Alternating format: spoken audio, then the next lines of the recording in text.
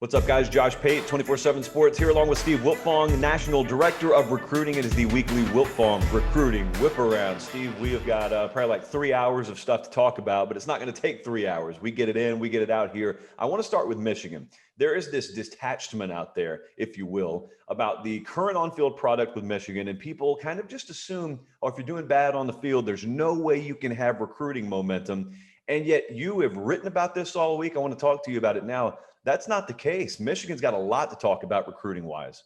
Look, Michigan's got the number 9 recruiting class in the 2021 recruiting cycle, and they have a lot of juice here in 2022. They had a bunch of prospects on campus in Ann Arbor over the weekend. Yes, Michigan did not play well against Wisconsin. That's an understatement. They got blasted, and they're 1-3, and they're having a miserable season.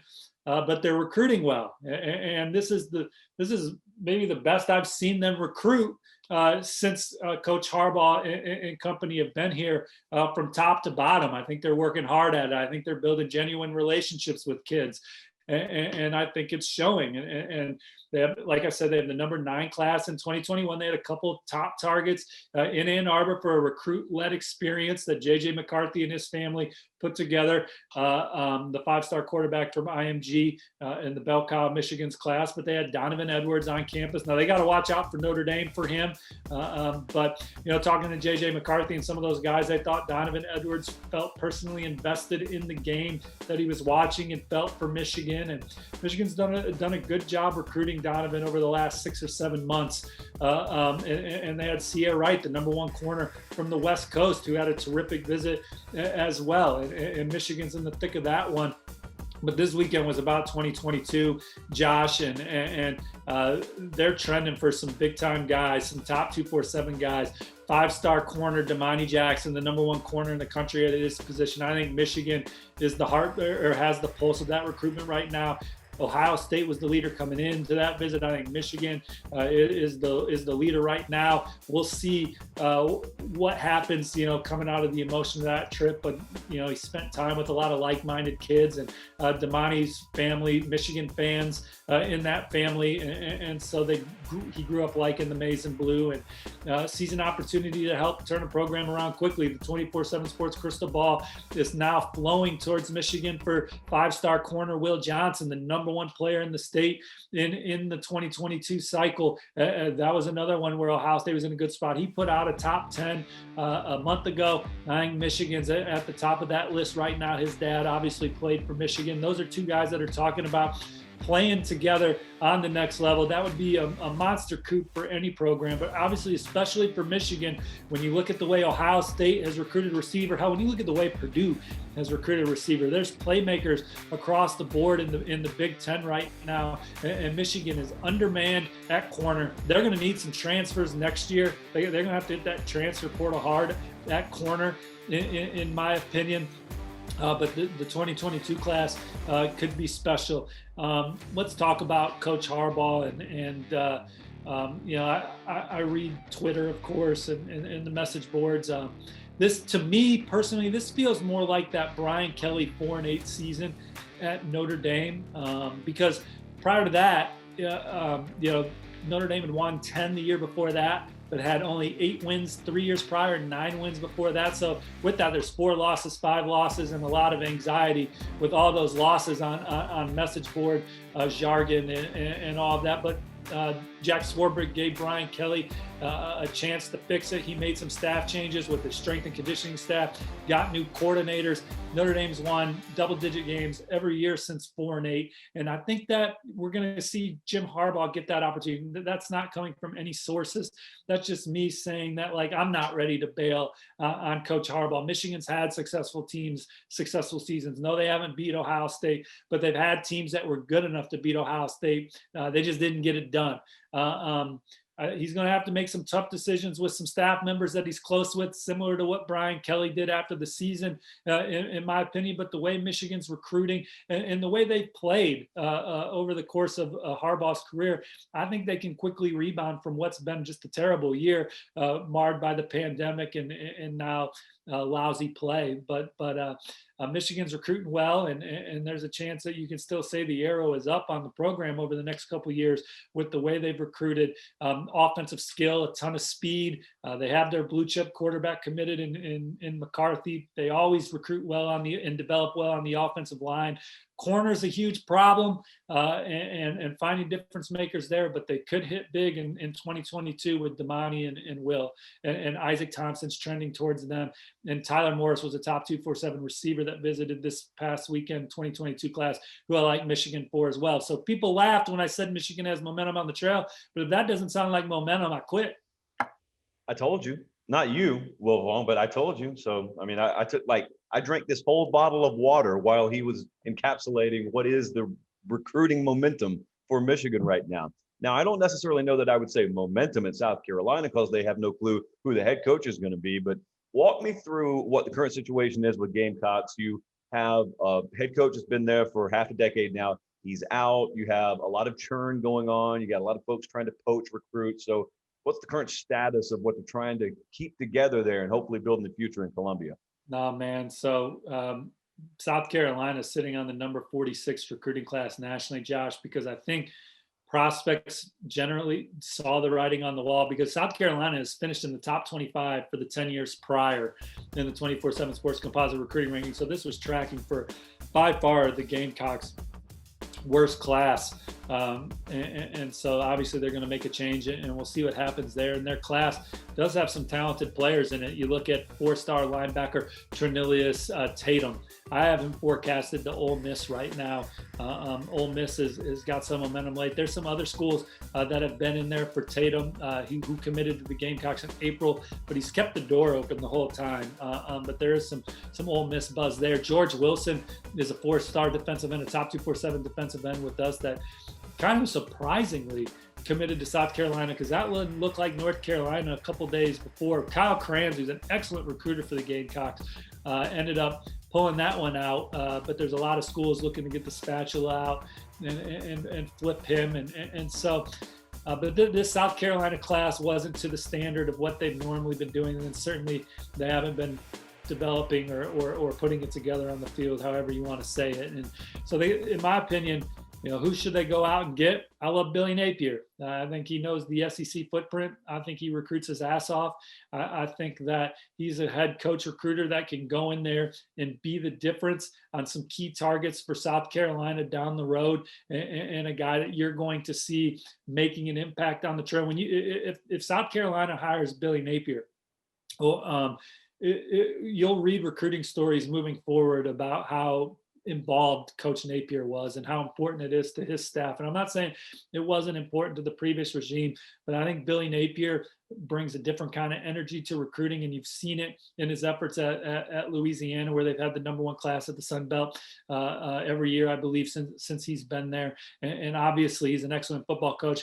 They've had their most successful seasons in program history quickly under his watch. And so I know that you read the Hugh Freed buzz, and Brandon Marcello had a really good interview with him on the 24/7 Sports platform this week. But I'm in the Billy Napier camp. That doesn't mean I don't like other people, because there's a lot of good candidates out there. But Billy Napier, South Carolina, and one coach told me there's nobody out there that'll want to kick Clemson's ass more than Billy Napier, who I believe was let go by Clemson early in his career.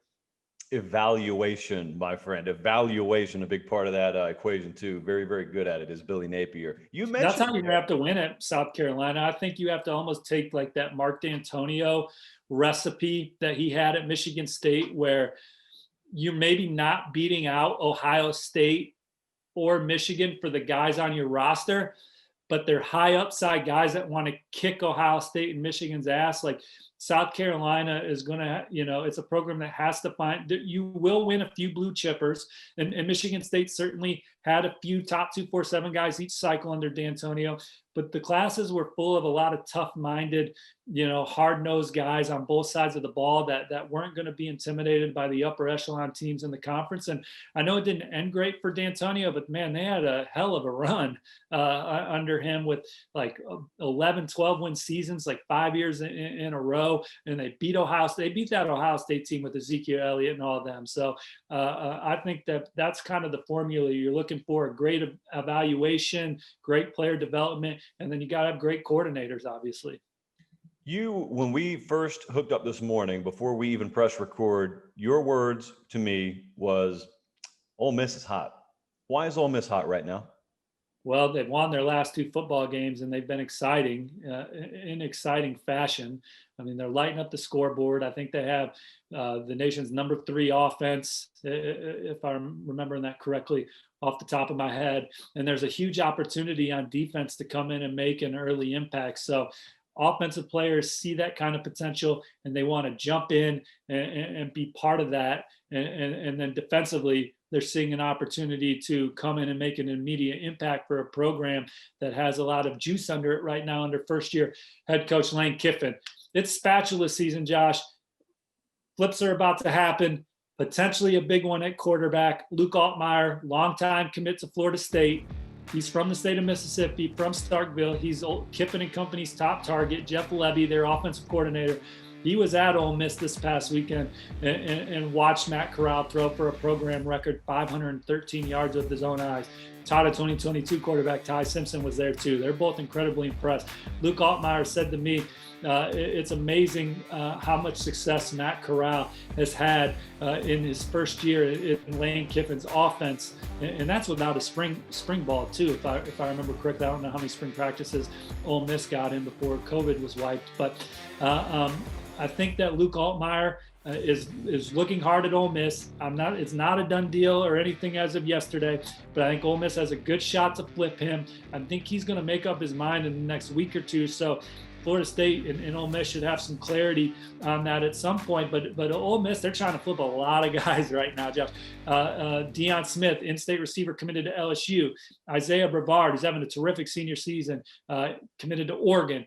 Brandon Buckhalter, another receiver, committed to Mississippi State. Those are 3 receivers they're trying to get the spatula out for. Jalen Shed's a tight end, committed to LSU. So they're working hard in-state. I know we just talked a lot about offense.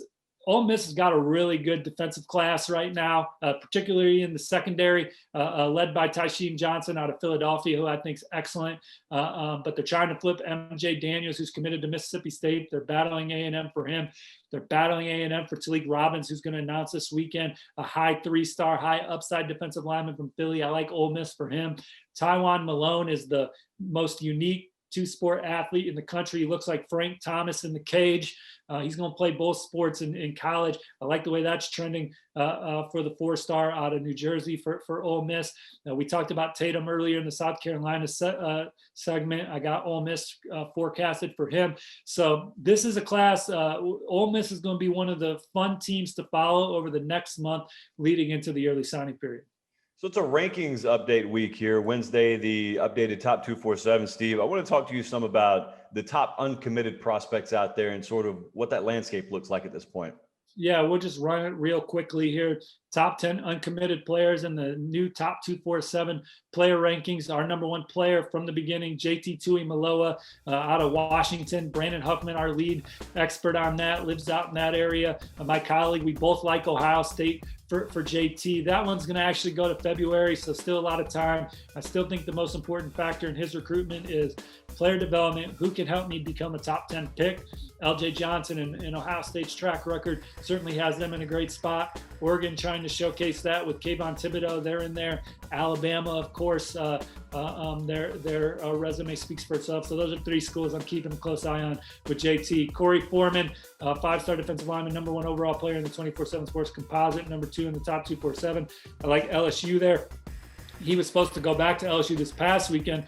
So that would have been 3 trips to Baton Rouge during the pandemic. I'm typically a big follow the visits guy. That's looking good for LSU. Greg Biggins, the lead expert on that, who lives out in California in that area. He also likes LSU as well. Emeka Egbuka, number 1 receiver in the country. Huffman, again, lead expert, and I both like Ohio State. He's still trying to visit Oklahoma. I think that's the last hurdle for the Buckeyes, but all signs still pointing towards Columbus for him. Tristan Lee, 5-star offensive tackle, the top uncommitted player at the position. I like Oklahoma. I think it's close. LSU's in there as well. Nyland Green, he's moving up the ladder, right behind JaQuincy Kool-Aid McKinstry, the Alabama commit, as we try and figure out who the number one corner in the country is. I think Georgia has the slight edge for Nyland Green, but keep an eye on Clemson, who was the early favorite. They're climbing back up the ladder. Tennessee's in there for Nyland Green as well.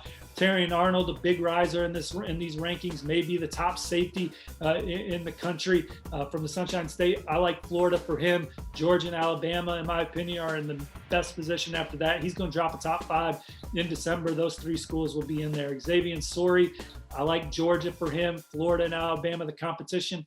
Donovan Edwards, we talked in the Michigan block. I like Michigan, but Notre Dame charging hard there. Notre Dame definitely has a chance at Donovan Edwards, with the pick is still Michigan.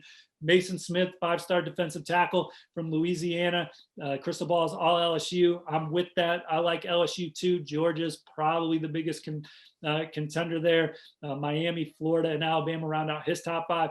And LJ Johnson is the number 10 uncommitted guy in the country. That's an in-state battle. Texas and Texas A&M. My crystal ball is on the Longhorns. I think they were clearly the leader at the start of the season. I'm still riding with the Longhorns, but certainly wouldn't be surprised if you picked Texas A&M. Well, Lindsey Buckingham was to Fleetwood Mac. He is to the Whip Around. Steve Wiltfong, a pleasure as always, sir. And now you know recruiting. Have a good one, brother. Take care, y'all.